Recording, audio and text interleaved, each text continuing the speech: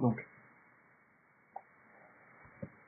c'est ce qu'on va faire. Alors, je vais passer le bordel ici. Allez, on est parti. Bonsoir, bienvenue tout le monde pour le tryhard numéro 3, où on va parler aujourd'hui, toujours d'aujourd'hui, et de refactoring. Alors, refactoring, je vous ai préparé quelque chose quand même, je suis pas foutu de votre gueule pour celui-là. Donc, refactoring, comment je l'appelle, voilà, tryhard numéro 3.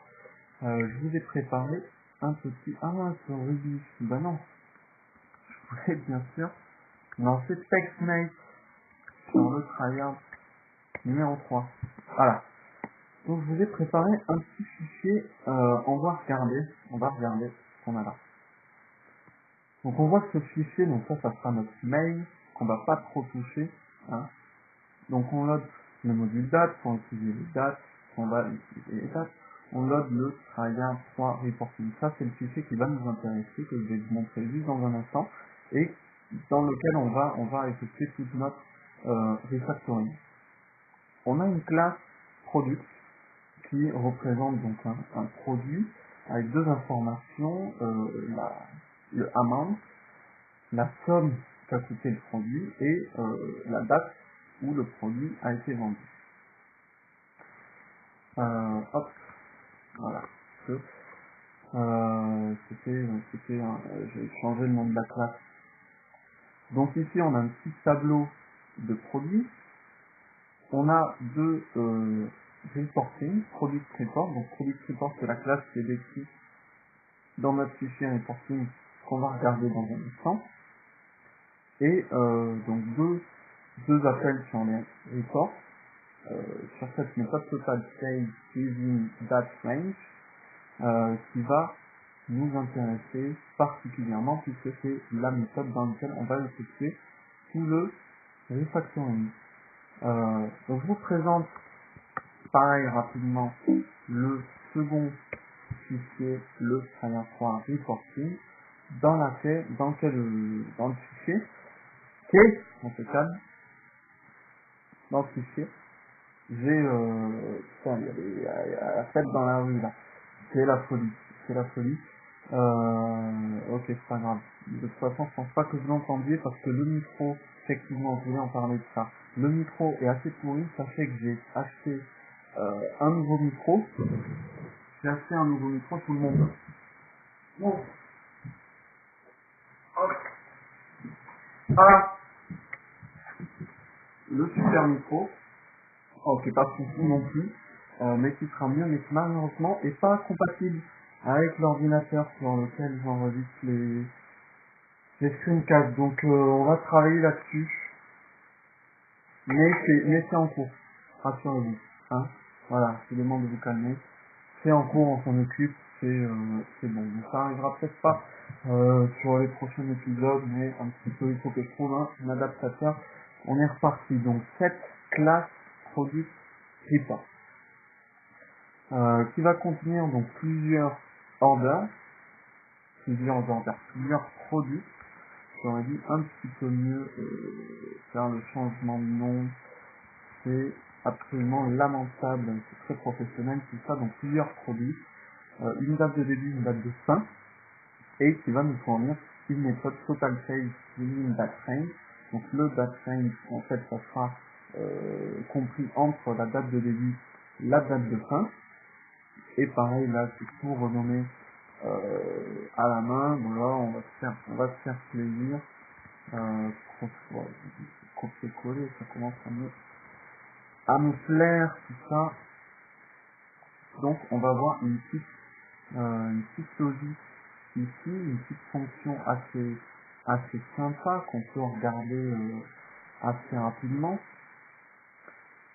Donc, on va mettre dans une variable.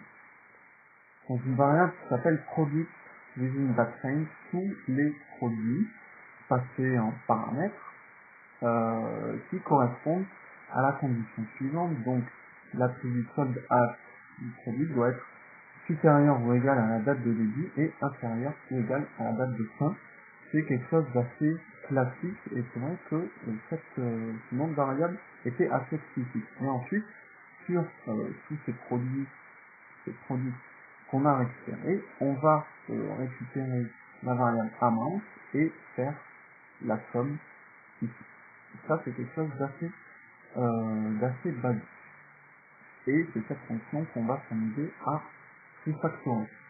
À noter d'ailleurs, l'exemple là avec les produits, tout ça, et tout ce truc de refactoring, je le tiens d'une conférence qui s'appelle la Aloha Silicon, qui était la session de 2012, et le présentateur, je crois qu'on dit, présentateur de la conférence qui parlait de ça, s'appelle Ben Orenstein, Orenstein, et de toute façon je vous mettrai le lien vers la conférence ou vers sa présentation si vous voulez l'écouter en anglais, en full, et lui il parle pas de produits mais de orders, mais j'avais un problème avec ce mot-là, donc je préférais mettre des produits. C'est ce que j'ai dit. Changer tous ces bidouilles. Donc si on va exécuter très rapidement notre petit fichier, alors forcément order n'est pas défini à la ligne 20, puisque j'ai produit, et ça commence à me saouler, les noms de variables, mais c'est pas grave. Allez, il y en a partout, c'est la panique. C'est la panique.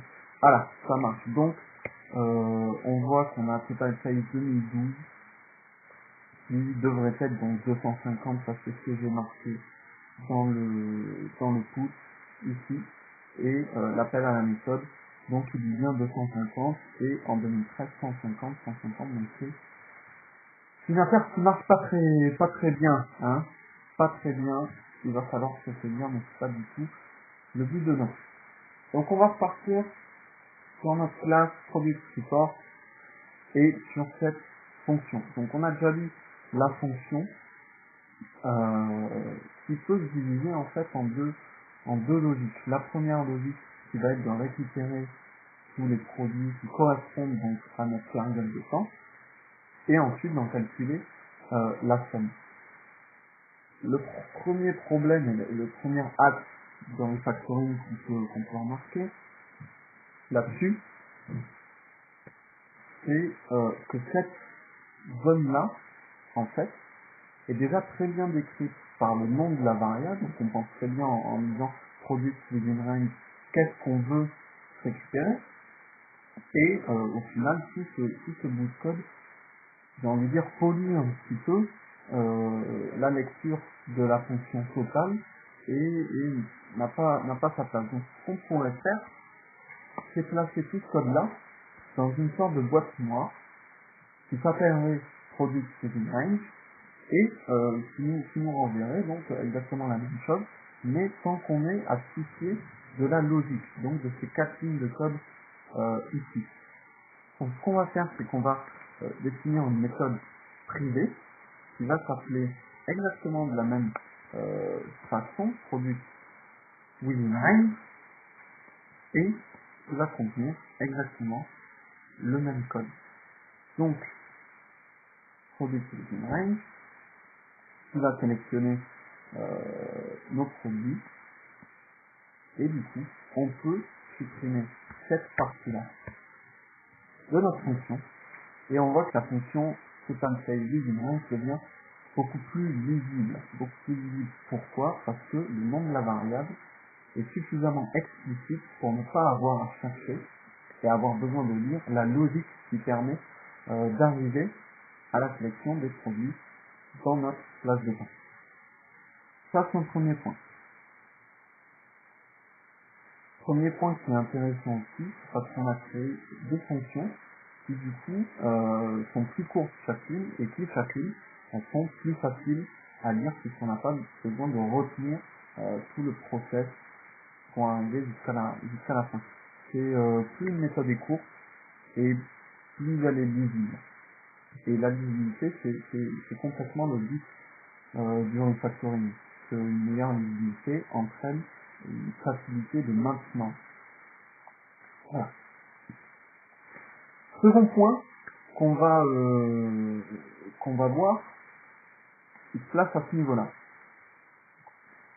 À ce niveau-là, on est en train de regarder pour chaque produit, et pour chaque produit, on va effectuer des conditions qui vont en fait demander au produit est-ce que tu réponds à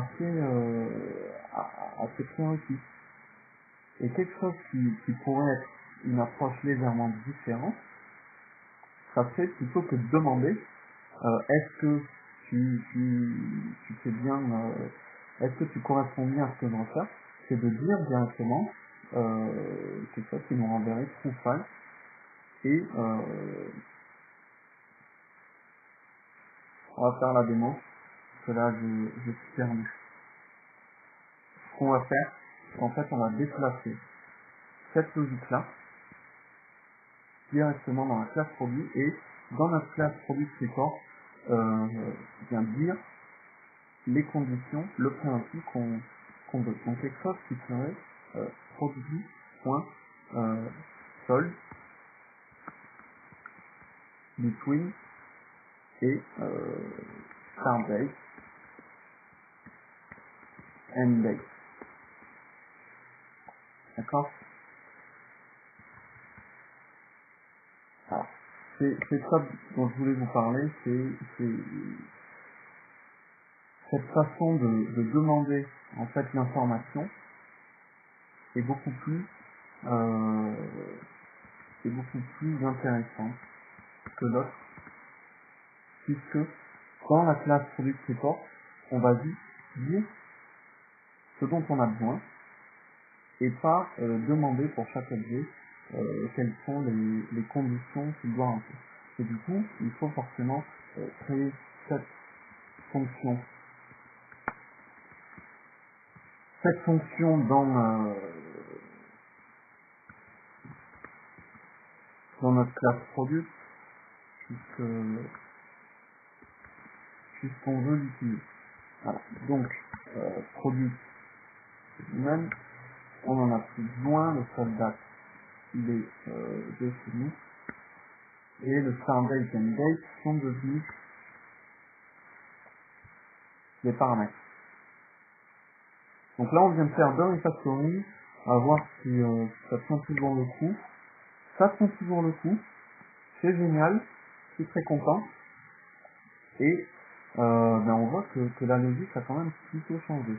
Cette fonction config ne va pas poser des questions en fait sur l'objet, mais va directement demander va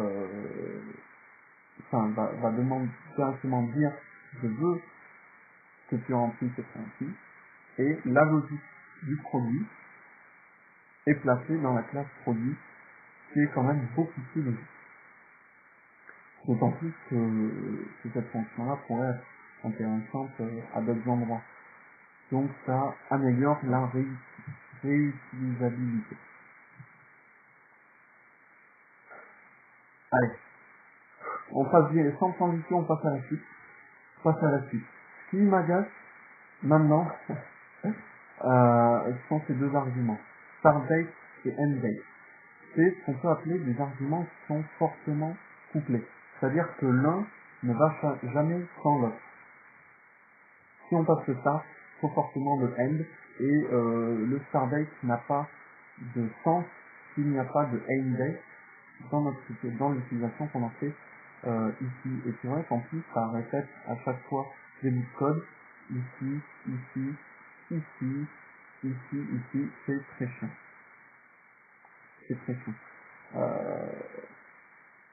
Donc ce qu'on pourrait faire, c'est créer une nouvelle classe qui gérerait, par exemple, StatRange, qui gérerait en fait le couplage de ces deux arguments à l'intérieur de la classe.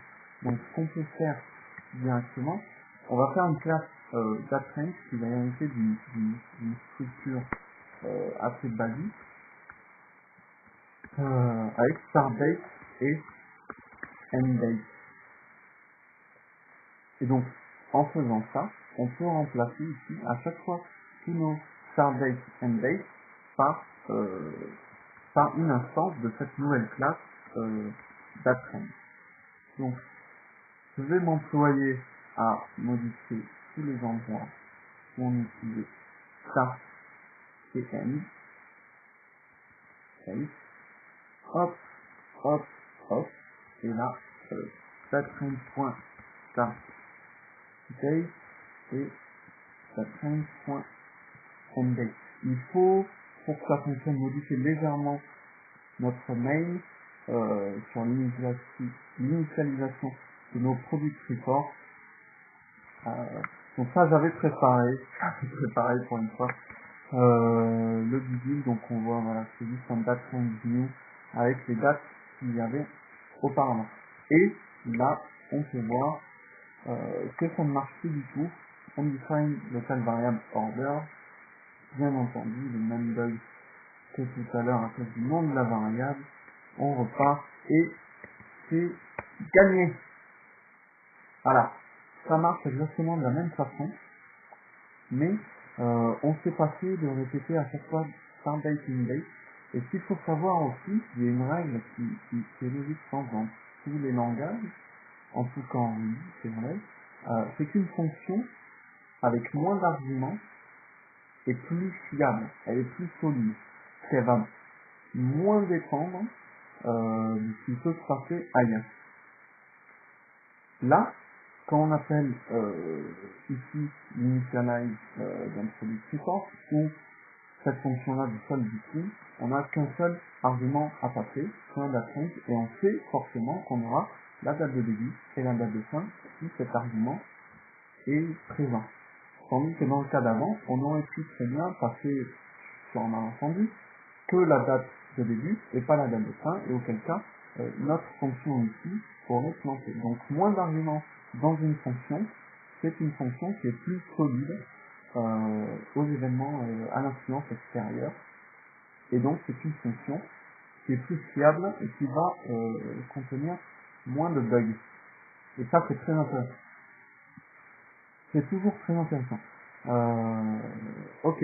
Numéro 4, quatrième refactoring sur cette classe-là, c'est que au final, le calcul qu'on fait ici, c'est un calcul de date. Ce calcul-là, on pourrait très bien le faire passer dans la classe dateRange, qui est un module de date. Donc on va faire une fonction include, on va passer une date, et on va juste utiliser start date, hop, end date, start range, point cover, point d'interrogation, la date qu'on a passée en parlant. Donc là, j'utilise la méthode cover, il y a aussi la méthode include.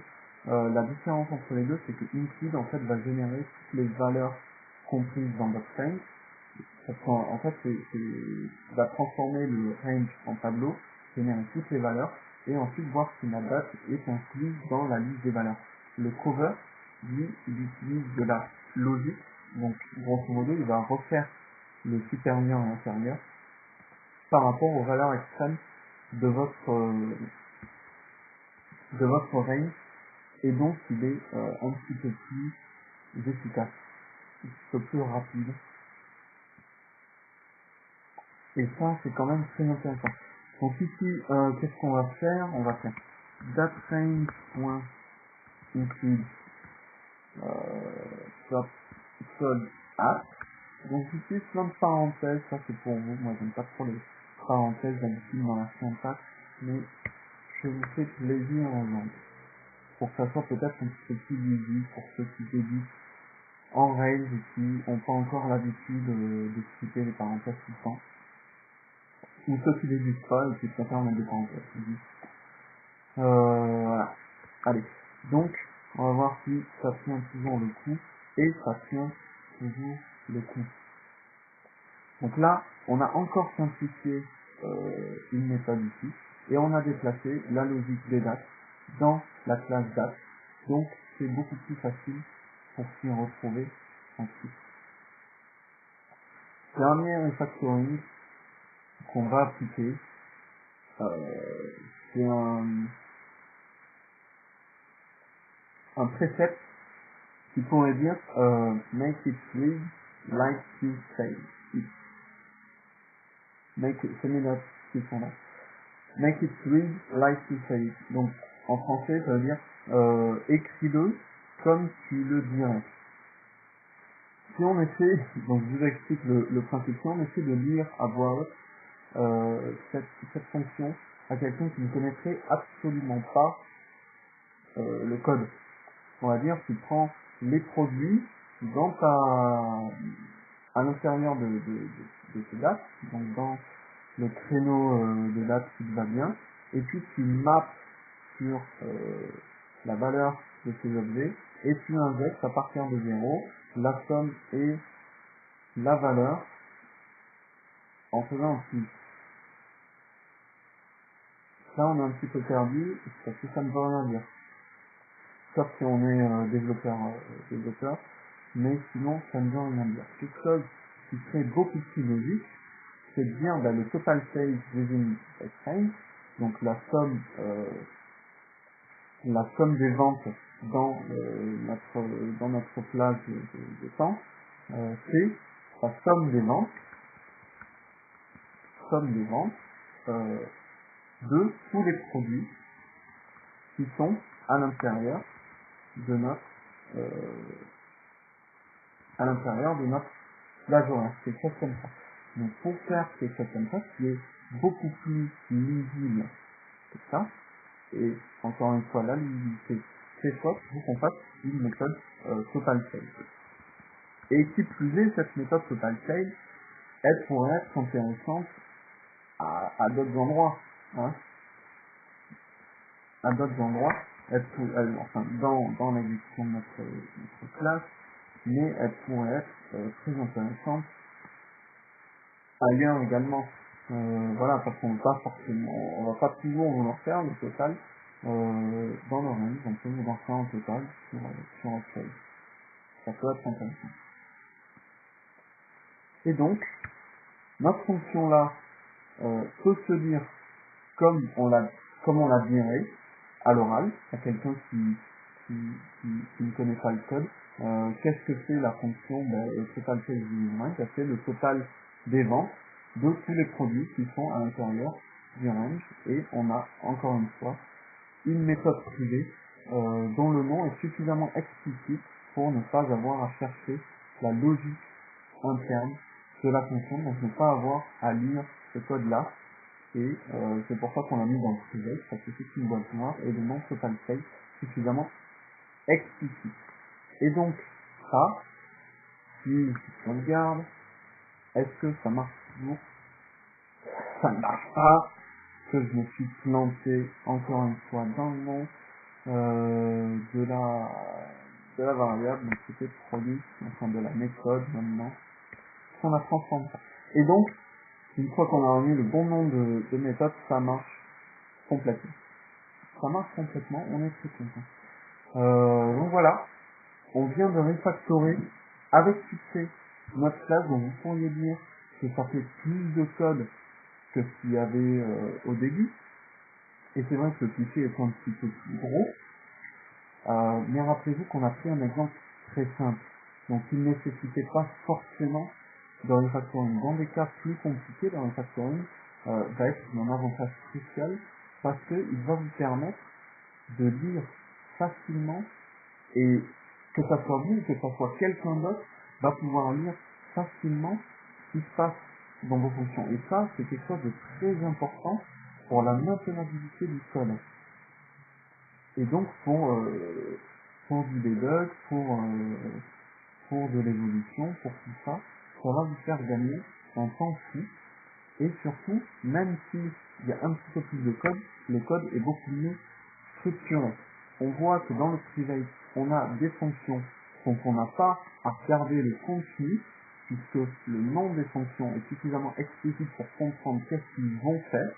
Les fonctions qui ont du sens sont lisibles extrêmement facilement et presque comme on pourrait les à l'oral, et les comportements sont liés à des produits qui sont dans la classe produit.